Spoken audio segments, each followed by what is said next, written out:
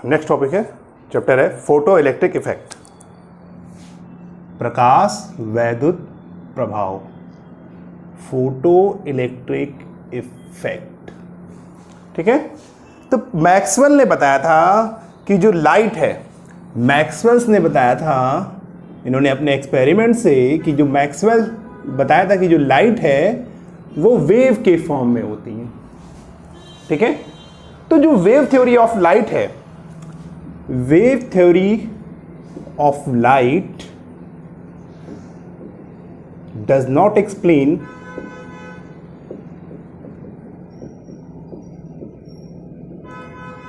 Photo electric effect. तो wave theory of light जो है वो फोटो इलेक्ट्रिक इफेक्ट का एक्सप्लेनेशन नहीं कर पाया, क्योंकि जो फोटो इलेक्ट्रिक इफेक्ट का जो रिजल्ट आया था, ठीक है, वो वेव के नेचर से एकदम उलट आया था, एकदम अलग हट के आया था। तो इसे एक्सप्लेन करने के लिए पार्टिकल नेचर ऑफ लाइट की जरूरत पड़ी, जिसने फिजिक्स की को एक नई ब्रांच दे दी फिजिक्स की, जिसको हम क्वांटम मैकेनिक्स के नाम से जानते हैं।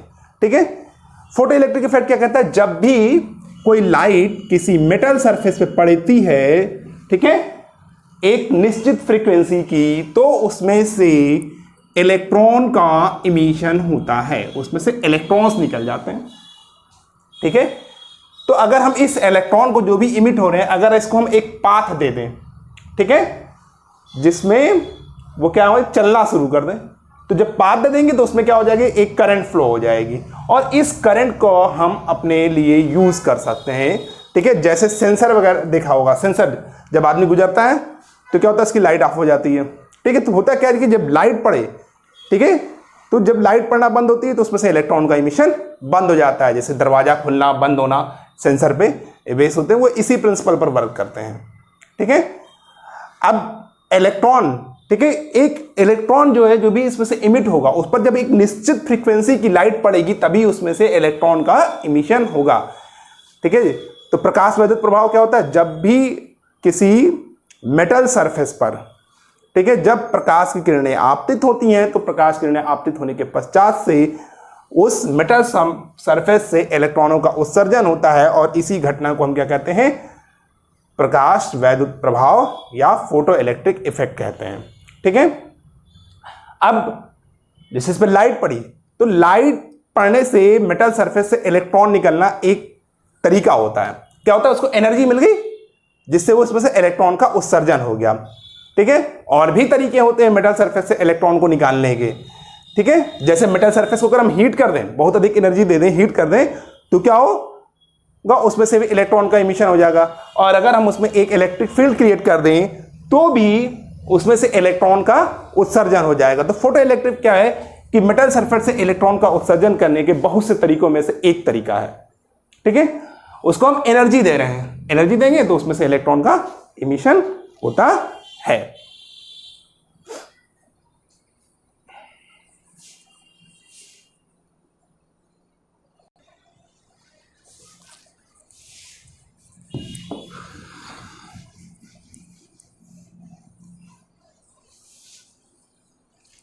हमने क्या पढ़ा, एटम, क्या एटम होते हैं, एटम में एक न्यूक्लियस होता है, उसके चारों ओर कुछ न्यूक्लियस होते हैं जिसमें इलेक्ट्रॉन उसके चारों ओर घूमते रहते हैं। अब मान लो ये एक मेटल सरफेस है, इसमें से ये इलेक्ट्रॉन है, इसके चारों ओर घूम रहा है, वो इधर चारों ओर घूम रहा है। तो क्या करते हैं हम, इसको अगर अधिक एनर्जी दे दें, ठीक है, जब एनर्जी दे देंगे तो क्या होगा, वो न्यूक्लियस के से इतनी अधिक एनर्जी मिल जाए कि उसको वो न्यूक्लियस को छोड़कर बाहर निकल जाए।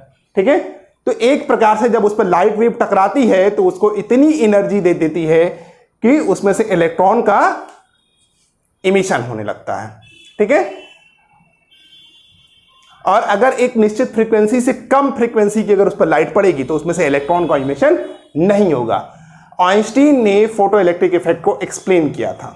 ठीक है, अब मान लो जैसे कोई ये मेटल सरफेस है, इस पर अगर रेड कलर की लाइट पड़ेगी इसकी, ठीक है, तो इसमें से इलेक्ट्रॉन का इमिशन नहीं होगा। अब यही ब्लू या वायलेट कलर की लाइट पड़े तो उसमें से क्या होगा, इलेक्ट्रॉन का इमिशन होने लगेगा। तो लाइट क्या करता है, जो भी लाइट पड़ती है मेटल सरफेस पे एक निश्चित फ्रीक्वेंसी की, तो क्या करता है, वो इलेक्ट्रॉन को एक एनर्जी दे देता है। ठीक है, जिससे वो क्या होता है, इलेक्ट्रॉनों का उनमें से इमिशन होने लगता है। ठीक है, और ठीक है। और जो इलेक्ट्रॉन इमिशन हो रहे हैं इसको स्टोर करके हम एक तरीके का ट्रिगर भी बना सकते हैं। ट्रिगर का मतलब क्या होगा, जैसे इलेक्ट्रॉन का इमिशन हो रहा है, ठीक है, तो ये लाइट के बीच में एनर्जी का ट्रांसफर होता है, तो ट्रिगर की तरह यूज कर सकते हैं। सेंसर वगैरह में हम इसी प्रिंसिपल का यूज करते हैं, ठीक है। अब मान लो कि जो लाइट वेव है, वो जो लाइट है वो एक वेव है, वेव हो गई तो इस तरीके की मान लिया एक वेव है, ये इसका एम्पलीट्यूड है मान लिया ए, ठीक है।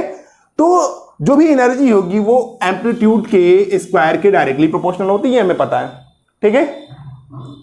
तो ये समझ सकते हैं कि जैसे हम समुद्र किनारे बैठे हों, ठीक है, अगर समुद्र किनारे बैठे तो 1 फुट की वेव की अगर आएगी तो उसको देख के आदमी नहीं भागता, लेकिन अगर यही 10 फुट की वेव आ जाए तो आदमी क्या करेगा, उसको देख के भाग जाता है, क्योंकि उसकी एनर्जी भी अधिक होती है।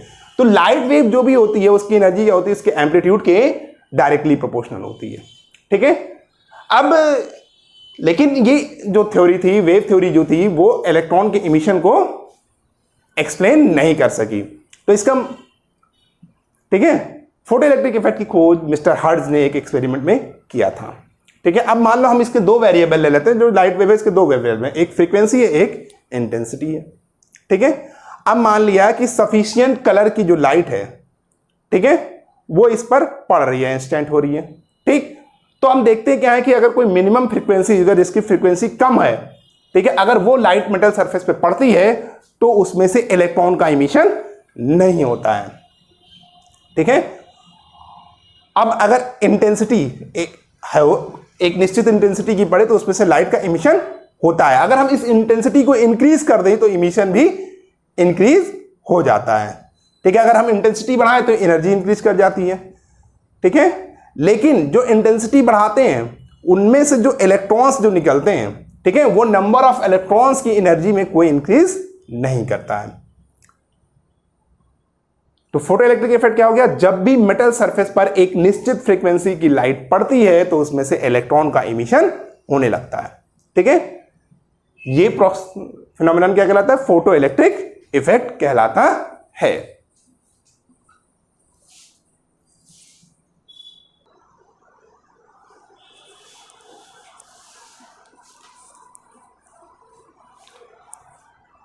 ये एक एक्सपेरिमेंटल अरेंजमेंट है, हर्ट्ज और लेनार्ड ने किया था, ठीक है। इसमें इन्होंने एक प्लेट लिया था जिसको कैथोड दिया था, इसको एक एनोड दिया था इस पर, और इसको गैल्वेनोमीटर के थ्रू एक वेरिएबल रेजिस्टेंस से जोड़ दिया था, ठीक है, जिससे इसकी पोलैरिटी भी चेंज कर सके, ठीक है।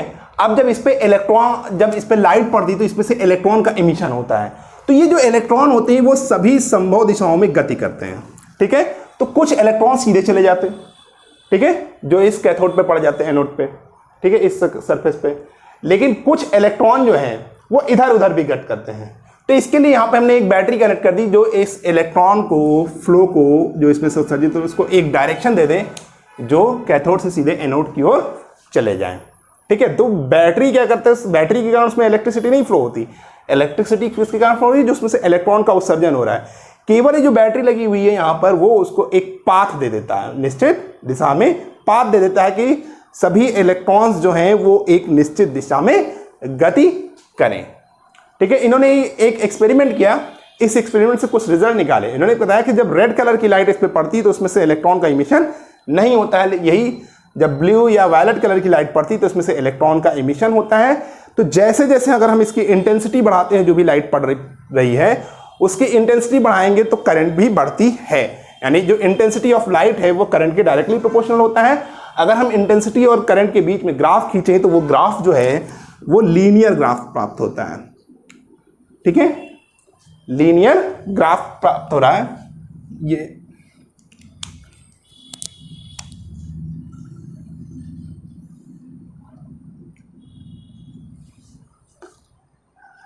ये इंटेंसिटी ऑफ लाइट बता रहा है, इंटेंसिटी ऑफ लाइट, ठीक है। और ये फोटो इलेक्ट्रिक करंट का डायरेक्शन है, फोटो इलेक्ट्रिक करंट। अब अगर हम इसके बीच में ग्राफ खींचे तो ये ग्राफ एक स्ट्रेट लाइन प्राप्त होती है जो कि इंटेंसिटी ऑफ लाइट वाले एक्सिस से न्यून कोण बनाते हुए एक सीधी रेखा प्राप्त होती है, ठीक है। ये ग्राफ क्या शो कर रहा है, variation of photo electric current with intensity of light. तो इस ग्राफ से क्या पता चल रहा है, जो इंटेंसिटी ऑफ लाइट है, ठीक है, वो फोटो इलेक्ट्रिक करंट के डायरेक्टली प्रोपोर्शनल होता है। यानी अगर हम लाइट की इंटेंसिटी बढ़ाएंगे तो जो फोटो इलेक्ट्रिक करंट है वो इंक्रीज कर जाएगी।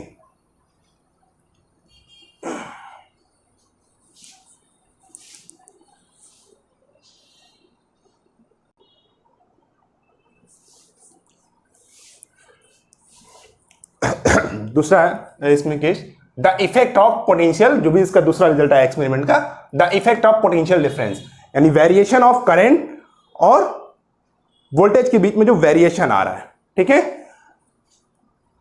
ठीक।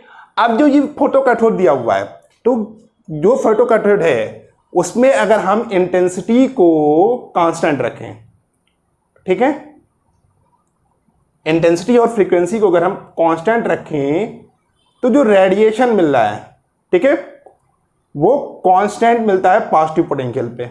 ठीक है, और जैसे जैसे हम इसको इंक्रीज करते जाते हैं, ठीक है, हम V को इंक्रीज करेंगे तो क्या होगा, फोटो करंट जो है वो भी इंक्रीज करता है। ठीक है, जब दोनों प्लेट्स के बीच का जो पोटेंशियल डिफरेंस है, ठीक है, वो बहुत अधिक हो जाए, ठीक है, तो उसमें से सभी इलेक्ट्रॉन क्या होंगे, इमिट होकर, ठीक है, कैथोड के नजदीक चले जाएंगे। यहां से इलेक्ट्रॉन का इमिशन होगा और वो इधर की ओर कैथोड के नजदीक पहुंच जाएंगे। ठीक, कैथोड से एनोड की ओर पहुंच जाएंगे। यहां से इमिशन हो जाएगा, कैथोड से एनोड की ओर पहुंच जाएंगे, एनोड के पास पहुंच जाएंगे। ठीक है, और अगर हम इस सिचुएशन में उस प्लेट के बीच का पोटेंशियल अगर इंक्रीज कर दें तो क्या होता है, उसमें जो करंट है वो इंक्रीज नहीं होती है।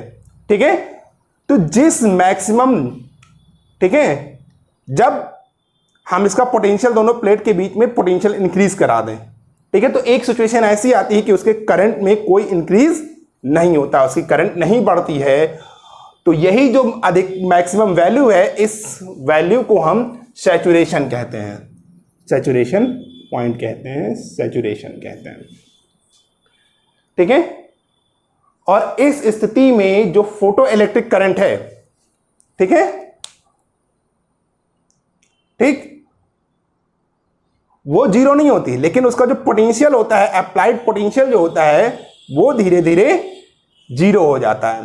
ठीक है, जो रीजन है आपका ओ ए ग्राफ में, ओ ए, ओ बी और ओ सी, यहां पर हम इंटेंसिटी मान ले रहे हैं I1 है, I2 है और I3 है, I1, I2, I3।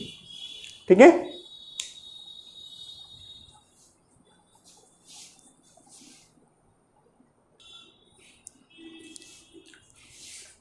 इसके बाद हम क्या करते हैं, ए पर, यानी यहां पर एनोड पे हम नेगेटिव पोटेंशियल अप्लाई करते हैं। ठीक है, तो जब वो नेगेटिव पोटेंशियल अप्लाई करते हैं तो जो करंट है वो एकदम से जीरो नहीं होती, बल्कि वो धीरे धीरे धीरे धीरे उसकी वैल्यू कम होती है। तो इससे पता चल रहा है कि जो भी इलेक्ट्रॉन्स उसमें से इमिट कर रहे हैं कैथोड से, जो प्लेट है, मेटल की जो प्लेट है, उससे जो भी इलेक्ट्रॉन उसमें से जो इमिट कर रहे हैं, ठीक है, उनकी कुछ एक निश्चित वेलोसिटी होती है। ठीक है, और वो, ठीक है, रिपल्सन के कारण कैथोड से एनोड तक, यहां से निकलकर, इस प्लेट से निकलकर इस प्लेट तक आराम से पहुंच जाते हैं। ठीक है, अब अगर नेगेटिव पोटेंशियल, अगर हम एनोड का नेगेटिव पोटेंशियल बढ़ा दें तो एक सिचुएशन ऐसी आती है कि जो फोटो इलेक्ट्रिक करंट है वो डिक्रीज होने लगती है। ठीक है, और डिक्रीज होते होते एक सिचुएशन ऐसी आती है कि उसकी वैल्यू क्या हो जाती है, जीरो हो जाती है। तो वह नेगेटिव पोटेंशियल, ठीक है, एनोड का नेगेटिव पोटेंशियल, ठीक है, जिसके लिए फोटो इलेक्ट्रिक करंट जीरो हो जाए, उसको हम स्टॉपिंग पोटेंशियल, ठीक है, या कट ऑफ पोटेंशियल कहते हैं। ठीक है, वह न्यूनतम ऋण विभव जिस पर प्रकाश वैद्युत धारा शून्य हो जाती है निरोधी विभव कहलाता है। ठीक है, यदि निरोधी विभव का मान V0 हो, यदि निरोधी विभव का मान V0 हो, ठीक है, तथा इलेक्ट्रॉन जो उसमें से उत्सर्जित हो रहे हैं उसकी महत्तम ऊर्जा क्या हो, EK हो, तो EK इज इक्वल टू होगा EV0, जहां V0 क्या है, स्टॉपिंग पोटेंशियल है, यानी निरोधी विभव है। इसी को हम संस्तब्ध भी कहते हैं। स्टॉपिंग पोटेंशियल और कट ऑफ पोटेंशियल कहलाता है। तो the negative potential on the anode for which photo electric current become zero is called stopping potential और कट ऑफ पोटेंशियल। वह न्यूनतम ऋण विभव जिस पर प्रकाश वैद्युत धारा का मान शून्य हो जाता है निरोधी विभव कहलाता है। तो यदि निरोधी विभव का मान V0 हो, ठीक है, और उसमें से जो इलेक्ट्रॉनों का उत्सर्जन हो रहा हो उसकी महत्तम ऊर्जा E के हो, तो E के बराबर क्या होगा, EV0 होगा।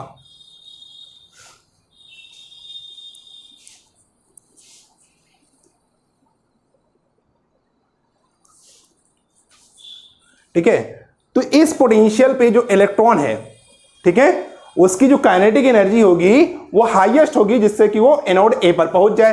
तो मान लिया उसकी काइनेटिक एनर्जी क्या है, काइनेटिक एनर्जी का फार्मूला क्या होता है, हाफ mv² होता है।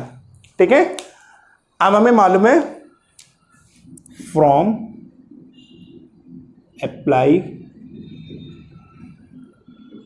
Law of conservation of energy we know that, ठीक है, क्या पढ़ा है, के मैक्सिमम, ठीक है, के ई maximum in kinetic energy maximum क्या हो गया इसकी, इज इक्वल टू EV0।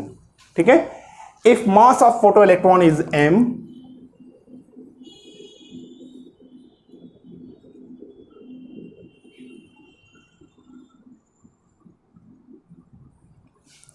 ठीक है, mass of photo electron m is m and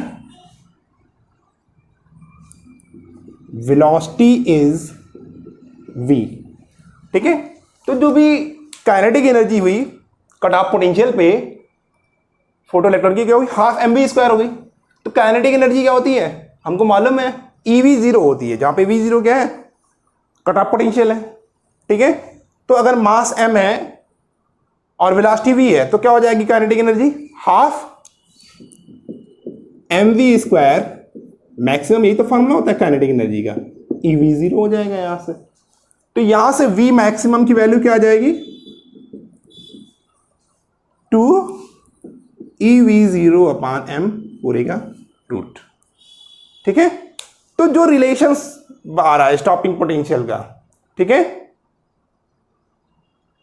ठीक है, तो जो रिलेशन शो कर रहा है स्टॉपिंग पोटेंशियल का वो किस पे डिपेंड कर रहा है, is a measure of kinetic energy of electron. वो किस पे डिपेंड कर रहा है, काइनेटिक एनर्जी की, इलेक्ट्रॉन्स की काइनेटिक एनर्जी पर।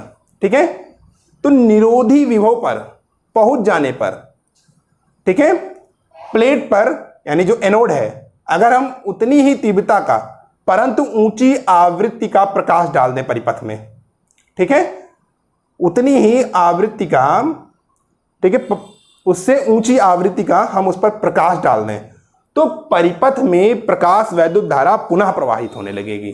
निरोधी विभव पर जब पहुंच जाए तो जो प्लेट है, जो भी प्लेट थी, ठीक है, अगर उस पर उतनी ही तीव्रता का परंतु ऊंची आवृत्ति का हम प्रकाश डालें, ठीक है, जो प्लेट थी मेटल की प्लेट उस पर, ठीक है, प्लेट बनाया था ना, अभी प्लेट सी लिखा था, इस तरीके की प्लेट बनाया था या उस, ठीक है, तो जो कैथोड है, ठीक है, जिसको हमने कैथोड बना हुआ था वहां पे मेटल प्लेट है P1, तो उस पर, उस प्लेट पर अगर हम उतनी ही तीव्रता का परंतु ऊंची आवृत्ति का प्रकाश डालें तो परिपथ में प्रकाश धारा फिर से प्रवाहित होने लगती है। ठीक है, और जो दूसरी प्लेट थी जिसको हमने एनोड कहा था P2 का, अगर हम उसका ऋण विभव बढ़ा दें, ठीक है, तो यह जो इलेक्ट्रॉन का इमिशन है यानी जो उसमें धारा प्रवाहित हो रही है वो पुनः रुक जाती है। इससे पता चलता है कि प्रकाश की आवृत्ति जितनी ऊंची होगी उत्सर्जित प्रकाश इलेक्ट्रॉनों की गतिज ऊर्जा अधिक होगी। ठीक है, अथवा निरोधी विभव ऊंचा होगा। ठीक है, यानी उसका जो निरोधी विभव है वो ऊंचा होगा। तो निरोधी विभव पर पहुंच जाने पर अगर हम प्लेट पर, ठीक है, जिसको हमने कैथोड माना था, जो मेटल की प्लेट थी, अगर उस पर उतनी ही तीव्रता का परंतु ऊंची आवृत्ति का प्रकाश डालें तो परिपथ में फिर से प्रकाश वैद्युत धारा प्रवाहित होने लगेगी। ठीक है, और अगर हम उस स्थिति में उसमें P2 का ऋण विभव बढ़ा दें, ठीक है, P2 का ऋण विभव बढ़ा दें, तो क्या होगा, उसमें ये जो धारा प्रवाहित हो रही है वो पुनः रुक जाएगी। इससे पता चलता है कि प्रकाश आवृत्ति जितनी ऊंची होगी उत्सर्जित प्रकाश इलेक्ट्रॉनों की गतिज ऊर्जा भी अधिक होगी अथवा निरोधी विभव ऊंचा होगा।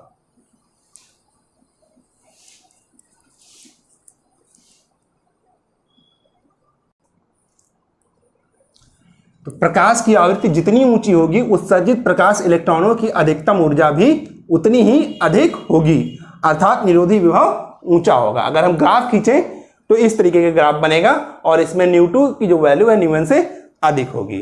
तो यदि हम इन आवृत्तियों के प्रकाशों को प्रवृत्त उपयोग करके, ठीक है, अगर प्रकाश की अधिकतम ऊर्जा E अधिकतम ऊर्जा क्या है, E है, ठीक है, और न्यू के बीच ग्राफ खींचे तो एक सरल रेखा प्राप्त होती है इस तरीके से।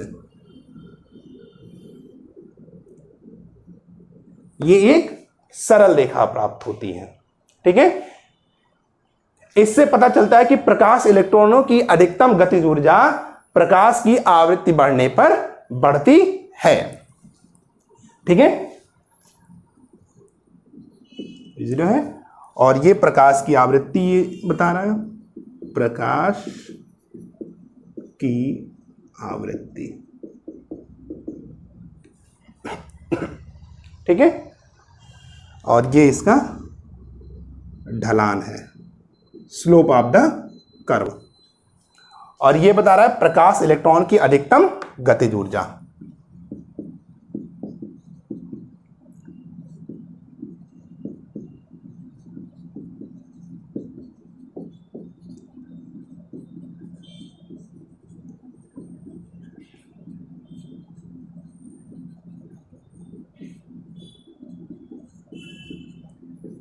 जीरो, ठीक है।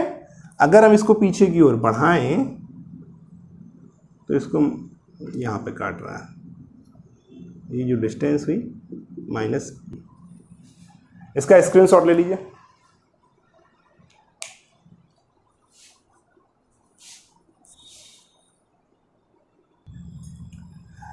अब अगर हम इसको पीछे की ओर बढ़ाएं, ठीक है, तो ये ν0 अक्ष को -b पे काट कर रहा है, ठीक है, यानी ऊर्जा अक्ष को ये अंतःखंड -b पे काट रहा है। तो प्रकाश इलेक्ट्रॉन जो है, ठीक है, वो प्रकाश इलेक्ट्रॉन उत्सर्जित करने के लिए प्रकाश की आवृत्ति, यहां ग्राफ से क्या पता चला, प्रकाश इलेक्ट्रॉन को उत्सर्जित करने के लिए प्रकाश की जो आवृत्ति है वो ν0 से अधिक होनी चाहिए। तो इसका मतलब क्या है, अगर ν0 से कम आवृत्ति का, ठीक है, ν0 से कम आवृत्ति का प्रकाश अगर मेटल सरफेस पे पड़े, चाहे उसकी तीव्रता कितनी भी क्यों ना हो, उसमें से इलेक्ट्रॉनों का उत्सर्जन नहीं होगा। अतः प्रकाश की वह न्यूनतम आवृत्ति जो किसी पदार्थ से प्रकाश इलेक्ट्रॉन को का उत्सर्जन करा सके उसको हम देहली आवृत्ति कहते हैं या थ्रेशोल्ड फ्रीक्वेंसी कहते हैं, ठीक है। किसी भी पदार्थ की जो देहली आवृत्ति होती है ν0 के संगत प्रकाश की जो तरंगदैर्घ्य होती है उसको हम क्या कहते हैं, प्रकाश की देहली तरंगदैर्घ्य कहते हैं या संस्तब्ध तरंगदैर्घ्य कहते हैं, और इसको हम λ0 से डिफाइन करते हैं, ठीक है, λ0। तो λ0 इज इक्वल टू क्या होगा, C/ν0, ठीक है। अब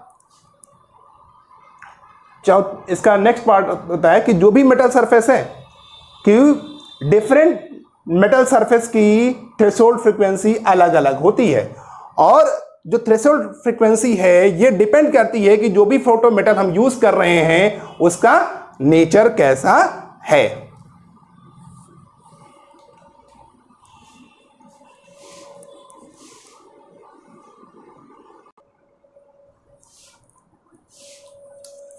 यदि आवृत्ति ν व प्रकाश की इलेक्ट्रॉन की गतिज ऊर्जा के बीच में विभिन्न पदार्थों की अगर हम ग्राफ खींचें तो हमें ग्राफ कुछ ऐसा प्राप्त होता है।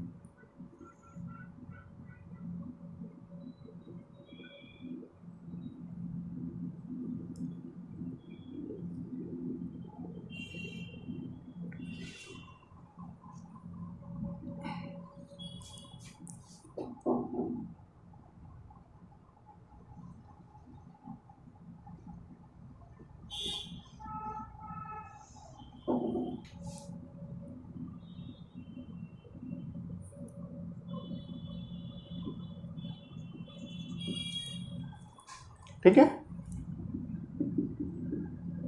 ये ऊर्जा बता रहा है, ये इधर फ्रीक्वेंसी है। ठीक है, तो विभिन्न पदार्थों के लिए अगर हम ग्राफ खींचे तो ग्राफ इस तरीके का प्राप्त होगा। ग्राफ में सभी पदार्थों की जो ढाल ए है वो उस पदार्थ के लिए नियत है। तो इससे सिद्ध होता है कि जो ए है वो सार्वत्रिक नियतांक है।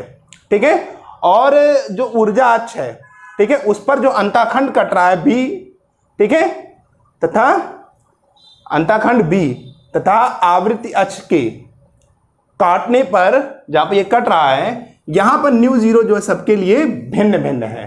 ठीक है, न्यू जीरो जो है ये ढाल तो सबके लिए बराबर है, जो कोण बन रहा है, ठीक है, वो बराबर है, लेकिन जो विभिन्न पदार्थों के लिए जो न्यू जीरो का मान है वो अलग अलग प्राप्त होता है।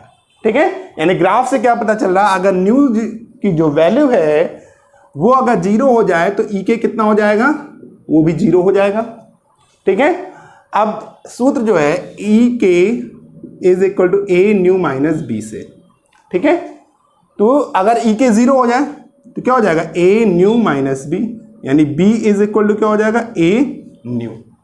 ठीक है, तो बी जो है कार्यफलन है, तो किसी भी पदार्थ का जो कार्यफलन है वह बताता है कि वह न्यूनतम ऊर्जा है जो पदार्थ से फोटो इलेक्ट्रॉन का उत्सर्जन करा दे। यह वह न्यूनतम ऊर्जा जो फोटोमेटल से इलेक्ट्रॉनों का उत्सर्जन करा दे, उसको हम क्या कहेंगे, उसका कार्यफलन कहते हैं।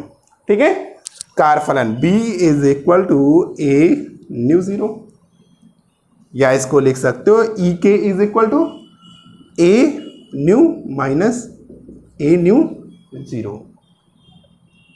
ठीक है, ए न्यू जीरो होता है यहां पे, ए न्यू जीरो। ठीक है, nu is equal to zero के लिए लेते हैं ये।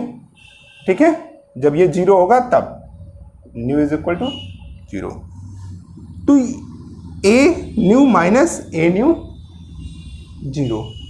ठीक है, तो ई के बराबर क्या हो जाएगा, ए यहां से कॉमन ले लें, न्यू माइनस न्यू जीरो। ठीक है, इस ग्राफ का स्क्रीनशॉट लेना चाहें तो आप लोग ले लीजिए।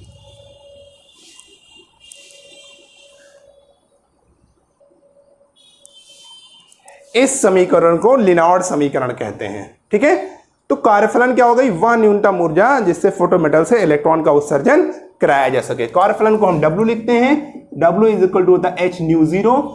ठीक है, जहां पे H क्या है, प्लांक कांस्टेंट है, और H इसको लिख सकते हैं, न्यू इज इक्वल टू क्या होता है, C अपान लेमडा, ये हो गया C अपान लेमडा जीरो। तो W is equal to SC upon lambda zero, जहां पे W क्या है, कार्यफलन है। तो भिन्न भिन्न धातुओं के लिए W का मान भिन्न भिन्न होता है। जिस धातु का कार्यफलन का मान कम होगा, ठीक है, जिस धातु के कार्यफलन का मान कम होता है वह धातु प्रकाश उत्सर्जन के लिए अधिक उपयोगी होती है।